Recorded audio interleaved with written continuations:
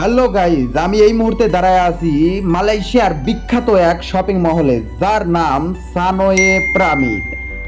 আপনাদের হাতে নিয়ে বাইরের দৃশ্যটাই একটু ঘুরি লয় আমরা লন দেখি।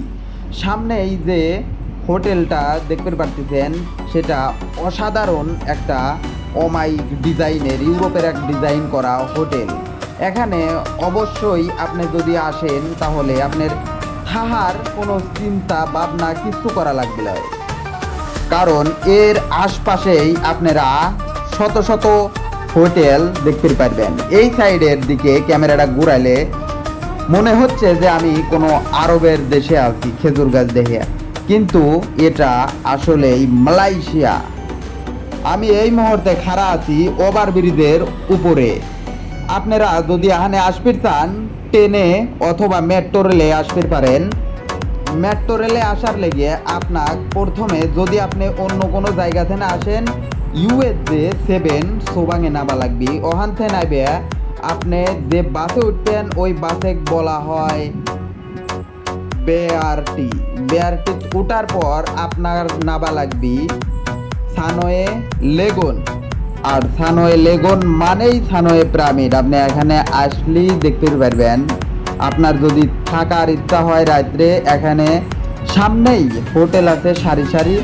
এর স্পেশাল সানওয়ে পিরামিডেরও হোটেল আছে, কিন্তু কষ্টটা অনেক বেশি, মেলা বেশি। তাই আপনারা এর আশপাশের যেগুলো হোটেল আছে এই হোটেলে থাকতে পারেন। মালয়েশিয়ায় আপনি যদি ঘুরবে আসেন আর সানওয়ে পিরামিডে যদি না আসেন, তাইলে আপনার ঘোরাটাই বৃথা। কারণ এর ভিতরে আপনি পাবেন বিভিন্ন রকম খেলা, যেবা বাংলাদেশে মেলায় গেলে আমরা দেখতে পাই বিভিন্ন রকম দুলনা, আবি জাবি, এটা সেটা। তো আপনারা এই জায়গা আসলে আপনার শখ আহ্লাদ সব পূরণ করতে পারবেন। শুধুমাত্র এই জায়গাটায় আপনি ফেরি পাবেন না।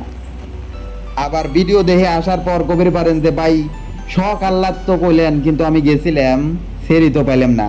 এই জায়গায় আপনি ঘোরার মতো অমাইক একটা দৃশ্য পাবেন। বিভিন্ন জায়গায় ফটোশুট করতে পারবেন। আপনি গোসল করার লেগে সুইমিং পুল, দোলনা, এ টু জেড আপনার মনের খায়েশ এখান থেকে পূরণ করতে পারবেন। এছাড়াও মালয়েশিয়ার বিভিন্ন জায়গায় বিভিন্ন রকমের, এক কথা মালয়েশিয়া পুরাটাই একটা সৌন্দর্যের দ্বীপ। এখানে আপনারা মেলা রকম জিনিস, বিখ্যাত বিখ্যাত জায়গা এবং কি আপনার চোখের মনোরঞ্জন করার লেগে অনেক কিছু পাইবেন।